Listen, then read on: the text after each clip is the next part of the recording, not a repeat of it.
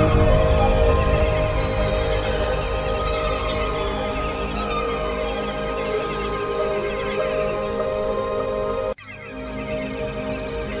The lord.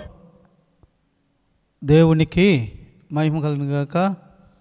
ఉదయకాల సమయంలో మీకు అందరికీ శుభవందనాలు తెలియజేస్తున్నాను. సహోదరుడు సహోదరి, ఈరోజు మీ మధ్యకి మంచి శ్రేష్టమైన దేవుని వాక్యాన్ని మీ మధ్యకి మేము తీసుకొచ్చాము. మీరందరూ కూడా మీ యొక్క దగ్గర ఉన్నట్టు సెల్ ఓపెన్ చేసి దేవుని వాక్యాన్ని మనము విందాము. దయచేసి వినటానికి ప్రయత్నం చేయండి.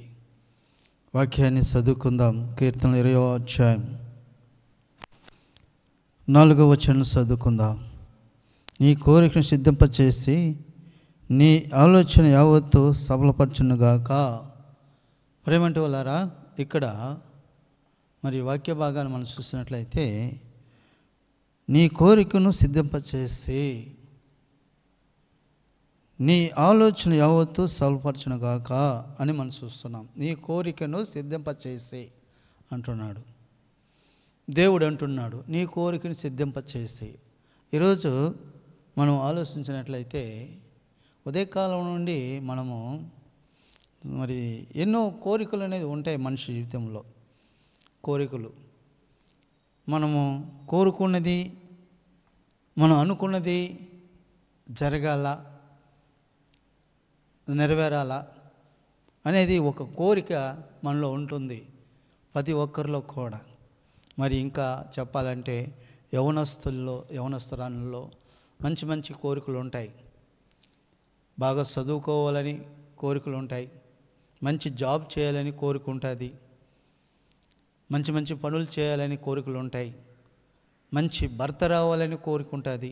మంచి భార్య రావాలని కోరిక ఉంటుంది. మరి ఎన్నో కోరికలు ఉంటాయి. మరి మంచి వ్యాపారం చేసుకోవాలని కోరికలు ఉంటాయి. మంచి ఉద్యోగం చేసుకోవాలా, లేకుంటే మంచి వాహనాన్ని కొనుక్కోవాలా, మంచి బైక్ కొనుక్కోవాలా, లేక మంచి సైకిల్ కొనుక్కోవాలా, వాళ్ళ స్తోమతను బట్టి మంచి గృహాలను నిర్మించుకోవాలా.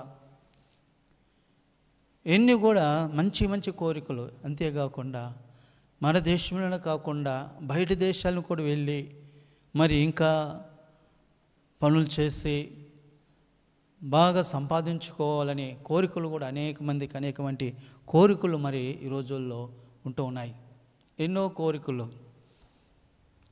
మరి అవి యవనస్తులకు ఉంటాయి, మరి మధ్య వయసులకు ఉంటాయి, ముసలి వాళ్ళకు ఉంటాయి, అందరికీ ఉంటాయి కోరికలు అనేది. కాబట్టి మరి ఇక్కడ మనం గమనిస్తున్నట్లయితే మరి ఒకనికి ఒక మంచి కోరిక ఉందంట. ఏమంటే, ప్రభువా నేను ఏదైతే తాగుతానో అది బంగారం కావాలని వాడికి ఒక కోరిక అంట. దేవుడా నాకు నేను ఏదైతే తాగుతానో అది నాకు బంగారం కావాలనుకునేవాడంట. వాడికి అది కోరిక. దేవుడిని అడుగుతూ వస్తున్నాడంట. ఒకరోజు దేవుడు అతనికి ప్రత్యక్షమయ్యి, నైనా నువ్వు కోరుకున్నట్టే నువ్వు ఏది తాగితే అది బంగారం అవుతుందిలే అని చెప్పాడంట రాత్రి తన కల్లో. అప్పుడు ఏం చేశాడంటే ఇతడు లేచి ఉదయాన్నే లేచి, దేవుడు నాకు రాత్రి మంచి వరం ఇచ్చాడు, నా కోరికను ఆయన సిద్ధింపచేశాడు, కాబట్టి నేను ఏది తాగితే అది బంగారం అయిపోతుంది అని చెప్పి అనుకొని ఉదయాన్నే లేచి తను పండుకున్నట్టు ఆ బెడ్ మంచాన్ని తాకాడంట. తాకితే అది బంగారం అయిపోయిందంట. అబ్బా, నాకు దేవుడు నా యొక్క మనవిని నా కోరికను తీర్చాడు అని చెప్పేసి ఆయన చాలా సంతోషపడినాడంట. సరే, చాలా బాగుంది, దేవుడు నేను కోరుకున్నట్టే దేవుడు నాకు దయచేశాడని చెప్పి తను ఏం చేశాడంటే అనుకునేసి తను ఇక బయట వచ్చాడు. బయట వచ్చి ఆ ఇంటి ముందు ఉన్నంటి పూల మొక్కలన్నిటిని కూడా తాగుతూ వస్తున్నాడు. తాగుతూ వస్తుంటే మరి ఏదైతే తను తాగుతున్నాడో ఆ పూల మొక్కలన్నీ కూడా బంగారం అయిపోతుందంట. ఇంకా సంతోషపడినాడు. చాలా సంతోషంగా ఉంది, చాలా సంతోషంగా ఉంది.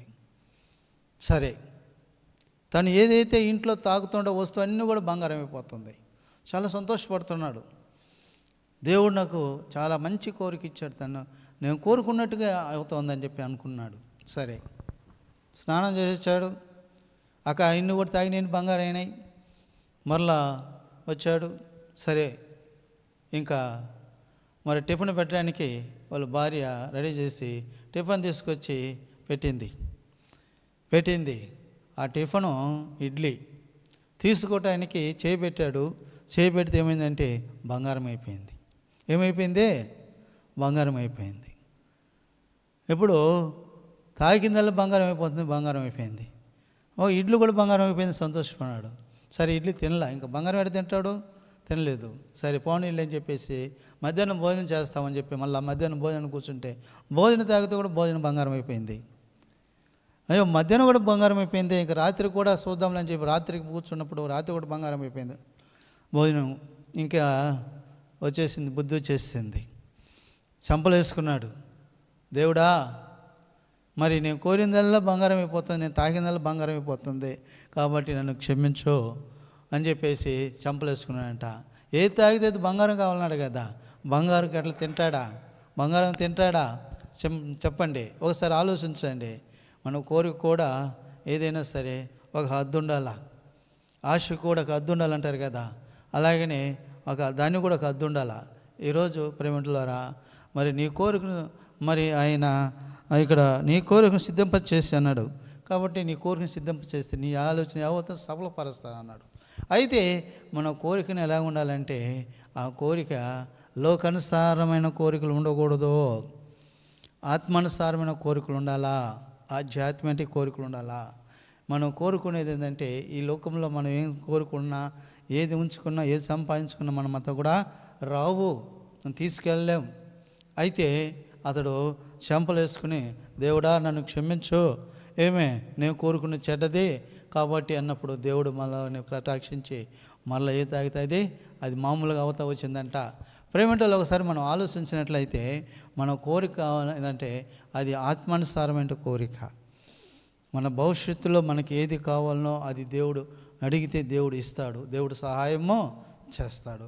కాబట్టి మనం కోరుకున్నదల్లా బంగారం కావాలంటే అది మరి దురుద్దేశము, అది స్వార్థం, కాబట్టి అది నిష్ప్రయోజనం.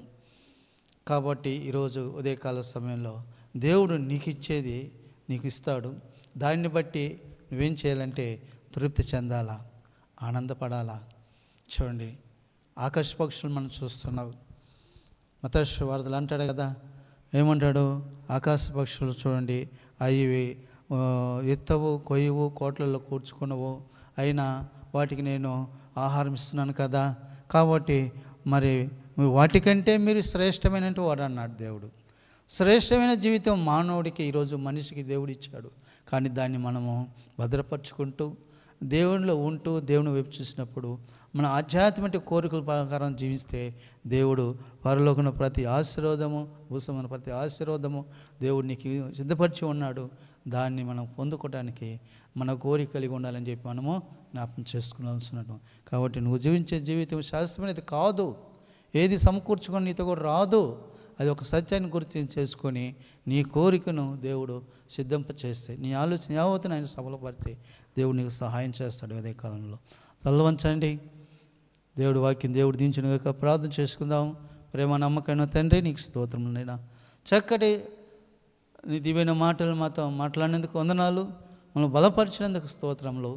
మరి ఎత్తబడిన వాక్యమును ఫలింపచేయండి, సాతాను ఎత్తుకుని వాడు కాపాడమని, నీరుగట్టి ఫలింపచేయమని, అనేక మంది మారడానికి రక్షించబడిన కార్యం చేయమని యేసు నామమున ప్రార్థిస్తున్నాను తండ్రి. ఆమేన్, ఆమేన్, ఆమేన్.